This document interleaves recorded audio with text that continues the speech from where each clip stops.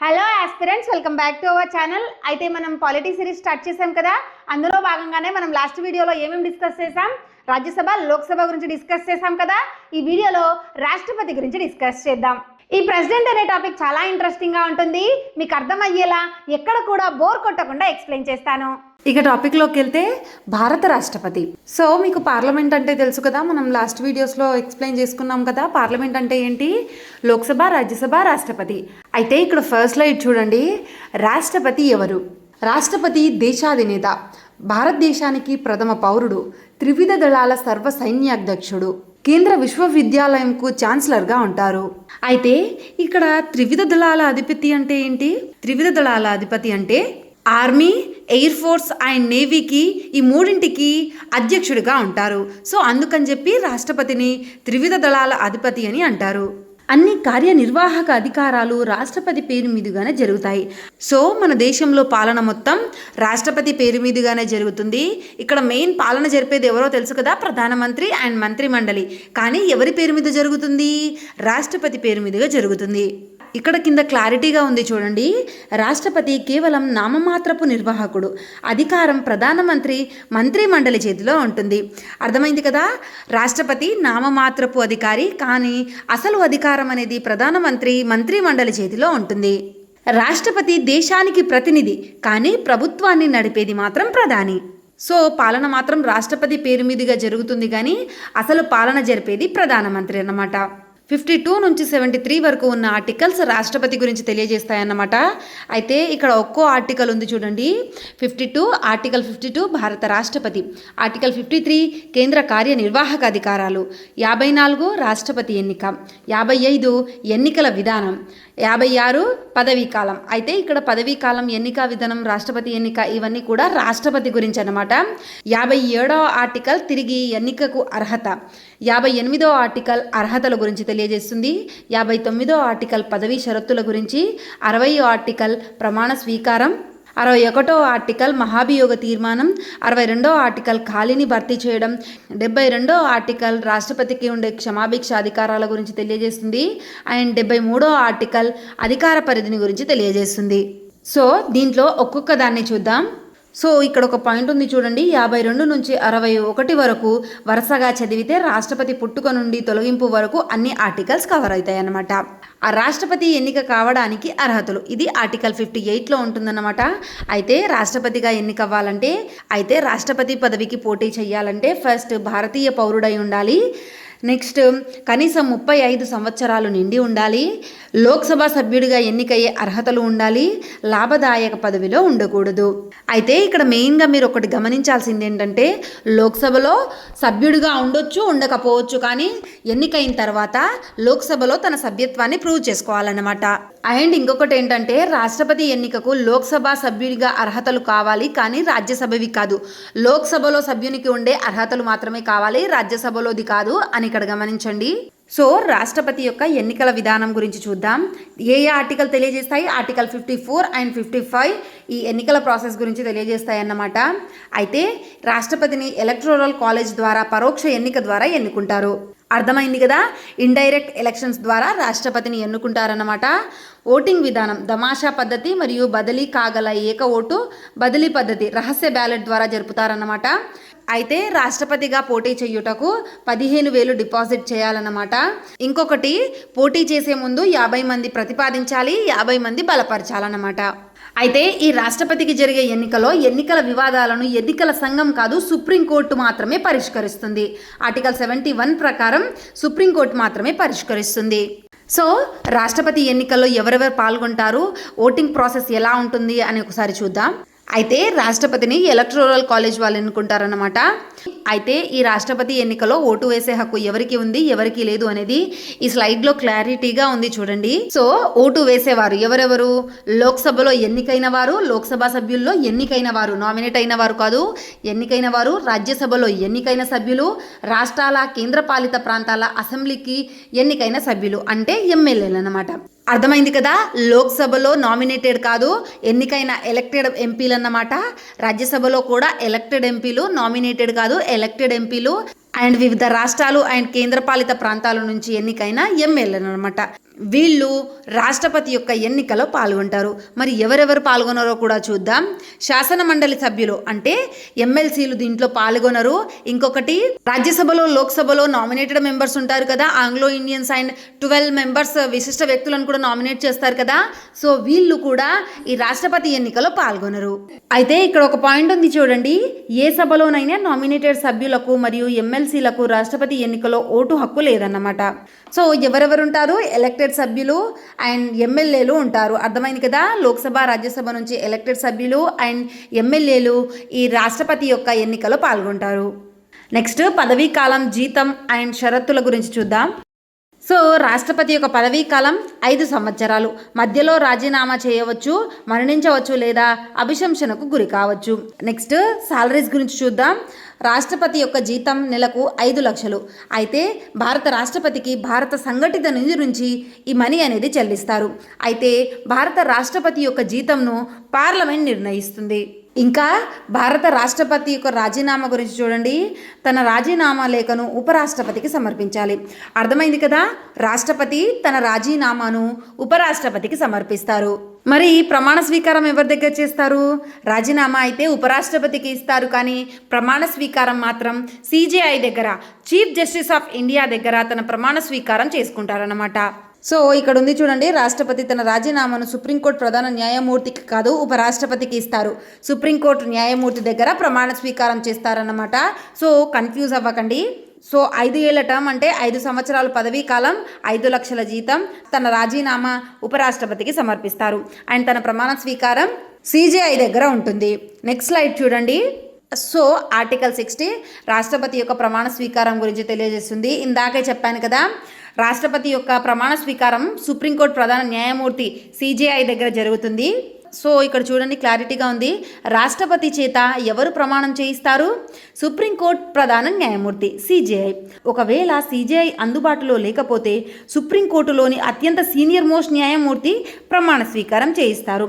అర్థమైంది కదా, CJI లేకపోతే సుప్రీంకోర్టులో అత్యంత సీనియర్ మోస్ట్ న్యాయమూర్తి ఉంటారు కదా, వారి సమక్షంలో రాష్ట్రపతి ప్రమాణ స్వీకారం చేస్తారు. రాజీనామా ఉపరాష్ట్రపతికి, కానీ ప్రమాణ స్వీకారం ప్రధాన న్యాయమూర్తి సమక్షంలో చేస్తారు. కన్ఫ్యూజ్ కావద్దు. సో ఆర్టికల్ 60 అనేది రాష్ట్రపతి యొక్క ప్రమాణ స్వీకారం గురించి తెలియజేస్తుంది. CJI సమక్షంలో చేస్తారన్నమాట. నెక్స్ట్ తిరిగి ఎన్నిక కావడం గురించి చూడండి.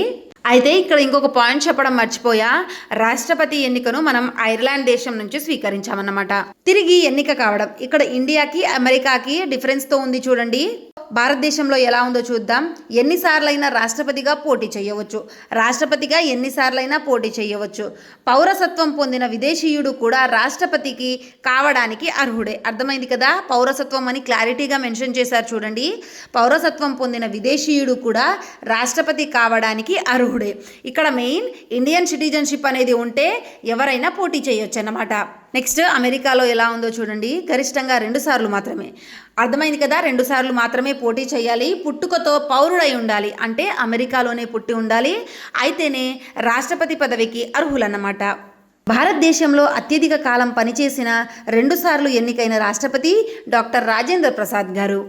అమెరికాలో లాగా భారత్లో 2 సార్లు అని లిమిట్ లేదు, ఇన్ఫినిటీ, ఎన్నిసార్లైనా రాష్ట్రపతి పదవికి పోటీ చేయొచ్చు. సో ఇదన్నమాట. నెక్స్ట్ అధికార నివాసం గురించి చూద్దాం. నివాసం Rashtrapati Bhavan, architecture Edwin Lutyens. పాత పేరు ద వైస్రాయ్ హౌస్. అయితే ఈ రాష్ట్రపతి భవన్కి పాత పేరే ద వైస్రాయ్ హౌస్ అన్నమాట. ఇంకా కొన్నింటికి నేమ్ చేంజెస్ చేసేసారు రీసెంట్గా. మొఘల్ గార్డెన్స్కి అమృత్ ఉద్యాన్ అని, దర్బార్ హాల్కి గణతంత్ర మండప్ అని, అశోక్ హాల్కి అశోక్ మండప్ అని చేంజ్ చేసేసారు. అయితే ఇవి కరెంట్ అఫైర్స్లో భాగం అన్నమాట. నెక్స్ట్ స్లైడ్ చూడండి. మహాభియోగ తీర్మానం. అయితే ఈ మహాభియోగ తీర్మానం గురించి ఆర్టికల్ 61లో ఉంటుందన్నమాట. రాష్ట్రపతిపై ప్రవేశపెట్టే తీర్మానం అన్నమాట. ఈ మహాభియోగ తీర్మానం ద్వారా రాష్ట్రపతిని తొలగించవచ్చు. సో ఎలా తొలగించాలి, ప్రాసెస్ ఏంటి అనేది ఒకసారి చూద్దాం. ఆమోదం 2 సభలలోని మొత్తం సభ్యుల్లో 2/3 వంతు తగ్గకుండా ఆమోదించాలి. అర్థమైంది కదా, 2/3 వంతు అంటే ఇక్కడ స్పెషల్ మెజారిటీ అన్నమాట. ప్రత్యేక మెజారిటీతో ఆమోదించాలన్నమాట. ప్రత్యేక మెజారిటీతో ఆమోదిస్తేనే రాష్ట్రపతి తొలగించబడతాడు. Next notice.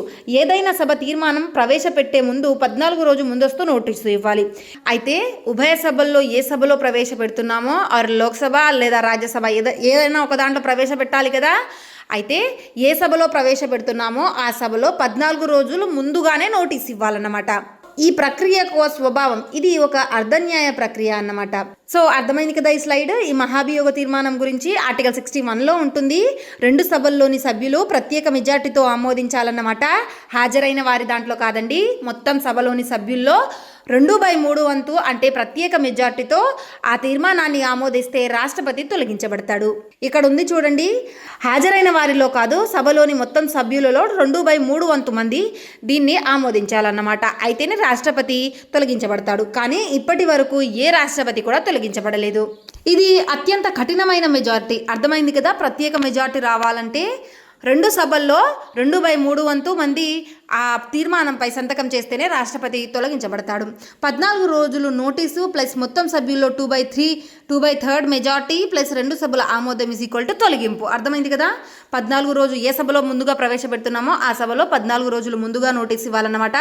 మొత్తం రాజ్యసభ లోక్సభ మొత్తం సభ్యుల్లో 2/3 వంతు మంది దానిపై సంతకాలు చేయాలి. ఆ తీర్మానంపై 2 సభలు ఆమోదిస్తేనే రాష్ట్రపతి తొలగించబడతాడనమాట. నెక్స్ట్ ఎన్నిక వర్సెస్ మహాభియోగం అని ఉంది చూడండి. ఇక్కడ క్లారిటీగా ఉంది. అయితే రాష్ట్రపతి ఎన్నికలో ఎవరెవరు పాల్గొంటారు, మహాభియోగంలో ఎవరెవరు పాల్గొంటారు, ఎవరెవరు పాల్గొనరు క్లారిటీగా ఉంది. వీలైతే నోట్ చేసుకోండి, మీ ప్రిపరేషన్ ఈజీ అవుతుంది. ఫస్ట్ చూడండి, సభ్యులు అని ఉంది. ఎన్నికైన ఎంపీలు ఎక్కడెక్కడ పాల్గొంటారు? ఎన్నికైన ఎంపీలు ఎలక్టెడ్ ఎంపీలు. అయితే ఇంపీచ్మెంట్లు అంటే తొలగింపులో కూడా పాల్గొంటారు, ఎన్నికలో కూడా పాల్గొంటారు. అర్థమైంది కదా. ఎన్నికైన ఎంపీలు మహాభియోగ తీర్మానంలో పాల్గొంటారు, ఎన్నికలో పాల్గొంటారు. ఎమ్మెల్యేలు ఎక్కడ పాల్గొంటారు? మహాభియోగ తీర్మానంలో అంటే రాష్ట్రపతిని తొలగించే తీర్మానంలో ఎమ్మెల్యేలు పాల్గొనరు, కానీ వీళ్ళు ఎన్నికలో పాల్గొంటారు, ఎలక్షన్లో పాల్గొంటారు. రాష్ట్రపతిని ఎలక్టోరల్ కాలేజ్ వాళ్ళు ఎన్నుకుంటారు కదా, సో దీంట్లో ఎమ్మెల్యేలు కూడా ఉంటారన్నమాట. నెక్స్ట్ నామినేటెడ్ ఎంపీలు ఎక్కడ పాల్గొంటారు? వీళ్ళు మహాభియోగ తీర్మానం అంటే రాష్ట్రపతిని తొలగించే తీర్మానంలో పాల్గొంటారు, కానీ ఎన్నికలో పాల్గొన్నారు అన్నమాట. కన్ఫ్యూజ్ కాకండి. ఎమ్మెల్యేలు అయితే ఇంపీచ్మెంట్ అంటే మహాభియోగ తీర్మానంలో పాల్గొనరు, ఎన్నికలో పాల్గొంటారు. నామినేటెడ్ సభ్యులు ఎందులో పాల్గొంటారు? మహాభియోగ తీర్మానంలో నామినేటెడ్ సభ్యులు పాల్గొంటారు, కానీ ఎన్నికలో పాల్గొనరు అన్నమాట. ఎమ్మెల్యేలు ఎన్నికలో ఓటు వేస్తారు, కానీ తొలగింపులో వేయరు. నామినేటెడ్ ఎంపీలో ఎన్నికలో ఓటు వేయరు, కానీ తొలగింపులో వేస్తారు. నెక్స్ట్ రాష్ట్రపతి అధికారాలు అని ఉంది చూడండి. కార్యనిర్వాహక నియమాలు. ప్రధానమంత్రి మంత్రి మండలిని రాష్ట్రపతియే నియమిస్తారు. అర్థమైంది కదా. ప్రధానమంత్రిని నియమిస్తారు, ప్రధానమంత్రి సలహా మేరకు మంత్రి మండలిని కూడా రాష్ట్రపతి నియమిస్తారు. ఇంకా వివిధ రాష్ట్రాల గవర్నర్లను కూడా రాష్ట్రపతియే నియమిస్తారు. ఇంకా సుప్రీంకోర్టు అండ్ హైకోర్టు న్యాయమూర్తులను, వివిధ కమిషనర్ల యొక్క చైర్మన్లను, దౌత్యవేత్తలను కూడా రాష్ట్రపతి తన విశిష్ట అధికారాలతో నియమిస్తారు. ఇంకా చాలా మందినే నియమిస్తారు. రాష్ట్రపతి అటార్నీ జనరల్ని కూడా రాష్ట్రపతి నియమిస్తారు. కంప్ట్రోలర్ అండ్ ఆడిటర్ జనరల్ ఉంటారు కదా కేంద్రంలో, వారిని కూడా రాష్ట్రపతియే నియమిస్తారు. ఇంకా యూపీఎస్సీ చైర్మన్ని కూడా రాష్ట్రపతియే నియమిస్తారు. శాసన పార్లమెంట్ సమావేశాలు పిలవడం, వాయిదా వేయడం వంటివి చేస్తాడు. లోక్సభను ముందుగానే రద్దు చేయొచ్చు. సో ఎలా రద్దు చేస్తారు? ప్రధానమంత్రి సలహా మేరకు లోక్సభను ముందుగా రద్దు చేసే అధికారం అనేది రాష్ట్రపతికి ఉంటుంది. ఇంకా 108 ఆర్టికల్ ప్రకారం పార్లమెంటు ఉభయ సభల సంయుక్త సమావేశాన్ని ఏర్పాటు చేసే అధికారం కూడా రాష్ట్రపతికి ఉంటుంది. అయితే ఉభయ సభల సంయుక్త సమావేశాన్ని ఏ బిల్లుల విషయంలో ఏర్పాటు చేయవచ్చు? ఇక్కడ మీరు క్లారిటీగా అబ్జర్వ్ చేయాల్సింది ఏంటంటే, ఈ ఉభయ సభల సంయుక్త సమావేశం అనేది కేవలం సాధారణ బిల్లుల విషయంలోనే వర్తిస్తుంది. ఆర్థిక బిల్లులు, ఫైనాన్షియల్ బిల్స్, మనీ బిల్స్ విషయంలో ఇది వర్తించదన్నమాట. కేవలం సాధారణ బిల్లుల విషయంలోనే రాష్ట్రపతి ఉభయ సభల సంయుక్త సమావేశాన్ని ఏర్పాటు చేస్తారు. ఏ ఆర్టికల్ ప్రకారం? ఆర్టికల్ 108 ప్రకారం. ఇంకా బిల్లులకు ఆమోద ముద్ర వేయడం వంటివి కూడా చేస్తారు. బిల్లులకు ఆమోద ముద్ర అంటే సిగ్నేచర్ అన్నమాట, రాష్ట్రపతి యొక్క సిగ్నేచర్. అయితే ఆర్టికల్ 111 ప్రకారం ఏదైనా ఒక బిల్లుకు రాష్ట్రపతి సిగ్నేచర్ వేస్తే అది చట్టంగా మారుతుందన్నమాట. ఇంకా ఆర్టికల్ 368 ప్రకారం కూడా రాజ్యాంగ సవరణ బిల్లులను కూడా ఆమోదిస్తారు రాష్ట్రపతి. రాజ్యాంగాన్ని సవరించే బిల్లులను కూడా రాష్ట్రపతి ఆమోదిస్తారన్నమాట. ఇంకా ఆర్డినెన్స్ ను కూడా జారీ చేస్తాడు. ఈ ఆర్డినెన్స్ 6 వారాల్లోపు తన ఉనికిని కోల్పోతుంది. సో ఇదన్నమాట. ఇక్కడ ఉంది చూడండి, వ్యక్తులను నియమించేది ఎగ్జిక్యూటివ్ పవర్స్, పార్లమెంట్ పనులు, బిల్లులను పాస్ చేసేది లెజిస్లేటివ్ పవర్స్. ఇంకా న్యాయ అండ్ అత్యవసర అధికారాల గురించి చూడండి. న్యాయ అధికారాలు 72లో ఉంటాయి. క్షమాభిక్ష అధికారాల గురించి, రాష్ట్రపతికి ఉండే క్షమాభిక్ష అధికారాల గురించి ఈ ఆర్టికల్ 72లో ఉంటుంది. ఇక్కడ పార్డన్ అంటే పూర్తిగా రద్దు చేయడం, అంటే శిక్షను పూర్తిగా రద్దు చేయడం. రిప్రైవ్ అంటే తాత్కాలిక వాయిదా, ఒక శిక్షను తాత్కాలిక వాయిదా వేయడాన్ని రిప్రైవ్ అంటారన్నమాట. రిస్పైట్ అంటే ప్రత్యేక కారణాలతో తగ్గింపు, శిక్షను ప్రత్యేక కారణాలతో ఒక వ్యక్తికి పడే శిక్షను తగ్గించడం అన్నమాట. ఈ అధికారాలనేవి రాష్ట్రపతికి ఉంటాయి. రెమిషన్ అంటే స్వభావం మార్చకుండా తగ్గించడాన్ని రెమిషన్ అంటారు.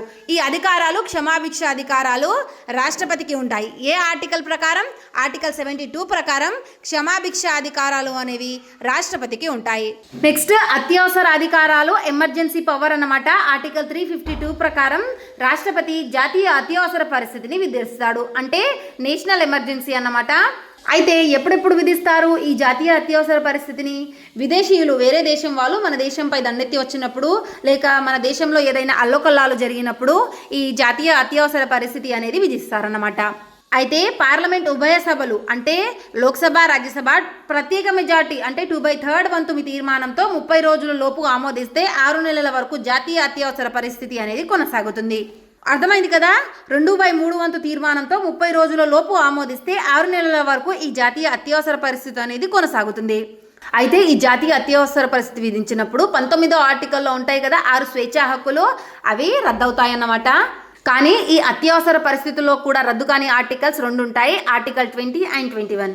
అయితే ప్రధానమంత్రి అధ్యక్షతన మంత్రి మండలి లిఖితపూర్వ సలహా మేరకు జాతీయ అత్యవసర పరిస్థితిని రాష్ట్రపతి విధిస్తాడు. అయితే ఇప్పటి వరకు 3 సార్లు విధించారన్నమాట ఈ జాతీయ అత్యవసర పరిస్థితిని. ఫస్ట్ ఎప్పుడు విధించారు? 1962లో చైనాతో యుద్ధం సందర్భంగా జాతీయ అత్యవసర పరిస్థితిని విధించారు. నెక్స్ట్ 1971లో విధించారు. ఎప్పుడు? పాకిస్తాన్తో యుద్ధం సందర్భంగా మన ఇండియాలో జాతీయ అత్యవసర పరిస్థితిని విధించారు. ఇంకా 1975లో ఇందిరాగాంధీ కాలంలో విధించారన్నమాట ఈ జాతీయ అత్యవసర పరిస్థితిని. ఎందుకంటే ఇందిరాగాంధీ ఎన్నిక చెల్లదని అలహాబాద్ కోర్టు తీర్పు చెప్పడం వల్ల ఇందిరాగాంధీ ప్రధానిగా ఉన్నారు కదా, సో ఆ టైంలో 1975లో విధించారన్నమాట.